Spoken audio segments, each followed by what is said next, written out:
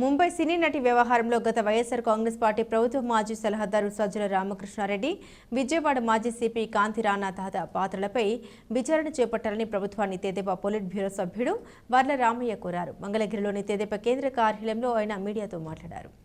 ఈ వ్యవహారంలో సజ్జల అన్ని తానే నడిపించినట్లు అర్థమవుతుంది. ఓ చిన్న కేసులో ఐపీఎస్ విశాల్ గుర్ని ఆధ్వర్యంలోని బృందం విమానంలో ముంబై వెళ్లడంలో ఏదో మతలబు దాగుందని ఆరోపించారు. బాధితులు నిందితులకు సంబంధం లేకుండా ఇబ్రహీంపట్నంలో కేసు నమోదు చేయడం వింతగా ఉందని వ్యాఖ్యానించారు.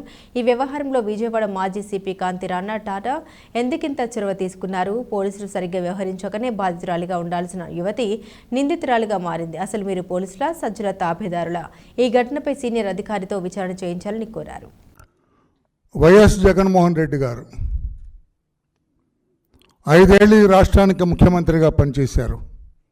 పాపం ఆయన దురదృష్టం 11 మందే గెలిచారు. ప్రతిపక్ష హోదా కూడా ఆయనకు దక్కలేదు. ఆయన పరిపాలన అంతా కూడా అరాచకం. ఆయన ముఖ్యమంత్రిగా ఉన్న 5 సంవత్సరాల్లో వ్యవస్థలన్నీ కూడా నిర్వీర్యం అయిపోయిన వ్యవస్థలన్నీ కూడా. దానికి ప్రబల నిదర్శనం పోలీసు వ్యవస్థ.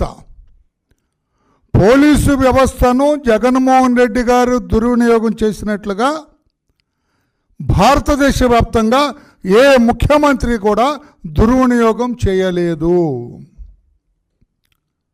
పోలీసు వ్యవస్థను జగన్మోహన్ రెడ్డి గారు ముఖ్యమంత్రిగా దుర్వినియోగం చేసినంతగా ఏ ముఖ్యమంత్రి భారతదేశంలో దేశవ్యాప్తంగా ఏ ముఖ్యమంత్రి కూడా దుర్వినియోగం చేయలేదు.